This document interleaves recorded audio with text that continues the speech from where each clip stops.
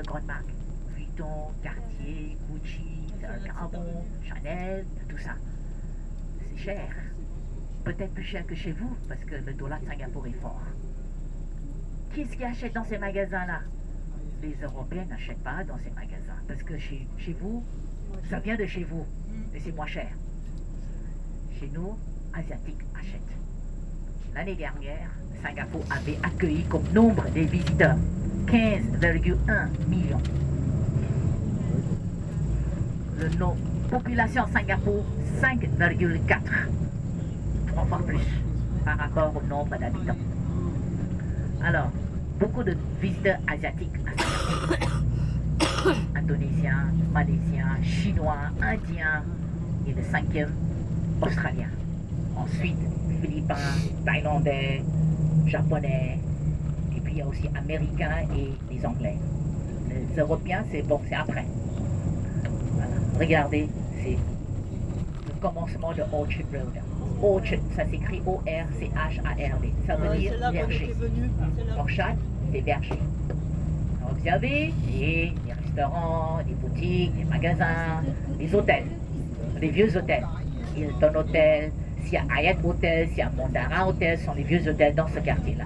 Des hôtels qui étaient créés dans les années de 1970.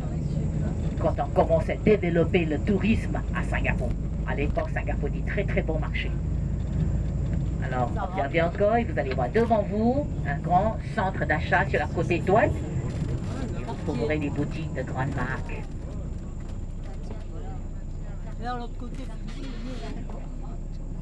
Oui, de les grandes marques. Je pense que chez vous, c'est pareil. Des gens, des visiteurs qui achètent dans ces magasins-là, c'est toujours des Asiatiques. Oui. Bah, parce que dans ces pays asiatiques, les produits locaux, hein, pour protéger le marché local, les produits qui sont faits dans le pays sont bon marché.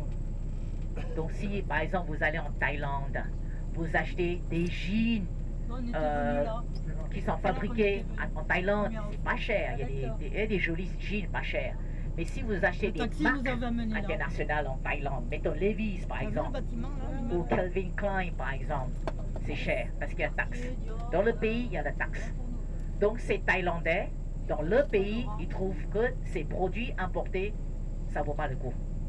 Alors quand ils voyagent, mettons ils sont à Singapour, ils trouvent ces produits-là, ils achètent.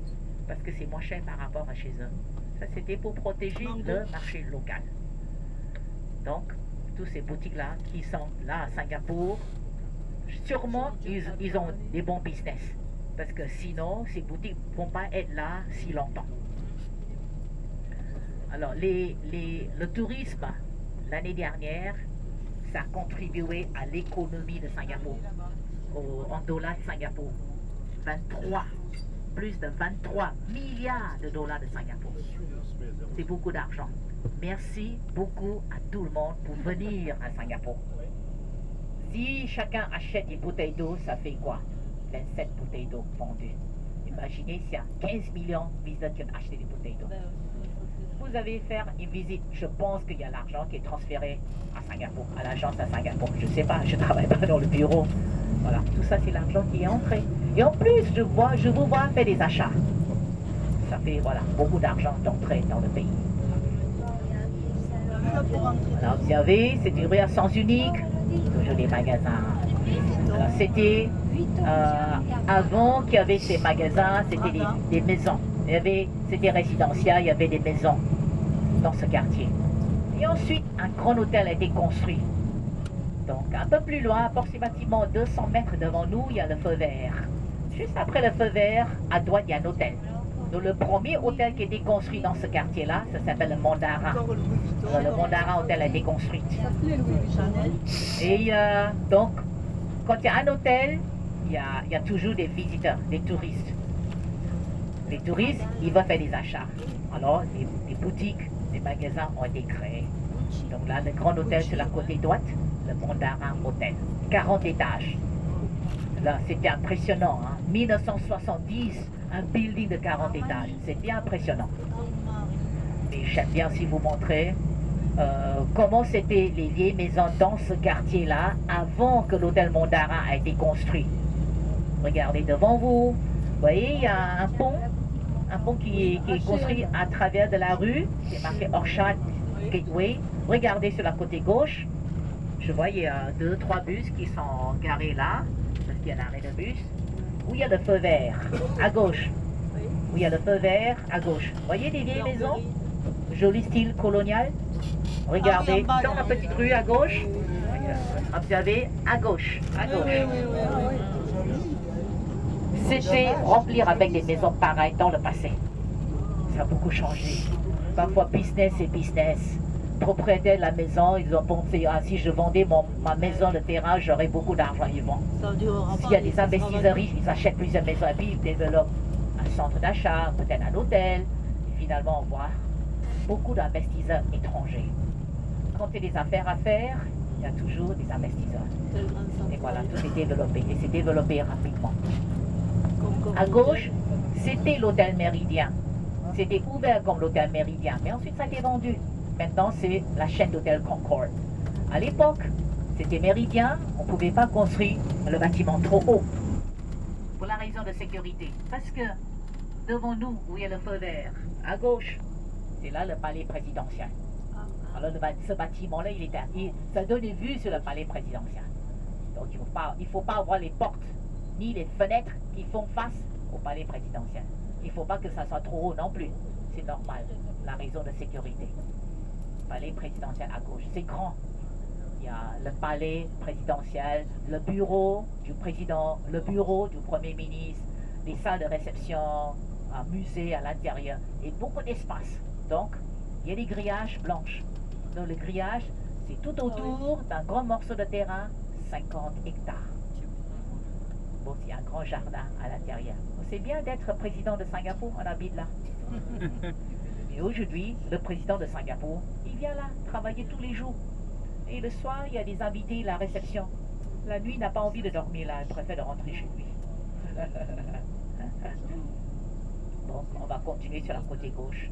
Et nous allons traverser une rue, une grande rue qui s'appelle l'avenue Clémenceau. Ensuite, vous observez, ah, Clémenceau Avenue. Monsieur Georges Clémenceau, votre ancien président, au Premier ministre, je pense, il est venu à Singapour. Il était invité pour venir à Singapour après la Première Guerre mondiale. Regardez là, l'entrée principale du palais. Le chauffeur va tourner à droite. Okay. Elle va tourner à droite et après, encore à droite et à gauche. Et voilà, c'est l'avenue Clémenceau. On a des rues à sens unique. C'est pour ça qu'il faut qu'on fasse parfois des détours. Les Anglais. Les Anglais avaient... Donc pendant la Deuxième Guerre mondiale, c'était dans la guerre franco-chine, les Anglais avaient donné l'aide aux Français dans la guerre franco-chine. Bon, je pense qu'on appelle Indochine maintenant. Donc à la fin de la guerre, les Anglais, ils ont créé des monuments pour les victimes de la guerre, des monuments de guerre pour les victimes de la guerre. On était colonie anglaise. Les Anglais avaient créé un monument à Singapour pour les victimes de la guerre. Ils ont invité Georges Clémenceau à Singapour pour mettre la première pierre. Et il y a Georges Clémenceau, quand il était à Singapour, il a aussi remercié les Anglais pour l'aide qui a été donnée. Et en même temps, Georges Clémenceau, quand il était à Singapour, il a inauguré une rue. Donc, la rue qui s'appelle l'avenue Clémenceau. Et où nous allons, à l'arrivée de Singapour, il y a l'avenue Clémenceau à côté. Nous avons, dans l'île de Singapour, 26 rivières. C'est une petite île, mais collineuse. Collines, il n'en reste pas beaucoup. On a rasé aussi des collines pour récupérer le terrain. La terre, on l'a jeté dans la mer. Ce terrain-là, on a déjà développé. Il y a de moins en moins des collines à Singapour. Il en a. La colline la plus haute, 168 mètres au-dessus du niveau de la mer. Les buildings sont beaucoup plus hauts par rapport à la colline. Il n'y a pas de montagne, mais on peut faire du ski aussi à Singapour. Ski sur l'eau, ski nautique. Mais on a créé une maison à Singapour, ça s'appelle la Cité de la Neige. Et là-dedans, on peut skier. On a cette idée, on a beaucoup d'idées ici. Et cette maison de ski, c'est pour les gens qui veulent apprendre à skier. Et ça a été créé en 1999. Et on trouve, il y a aussi la même chose à Dubaï maintenant. Mais qui est-ce qui a créé ça d'abord? Singapour. Les gens à Singapour, ils ont beaucoup d'idées. Probablement, ces gens qui sont à Singapour, parce qu'ils n'étaient pas singapouriens au départ, ils étaient tous des immigrants.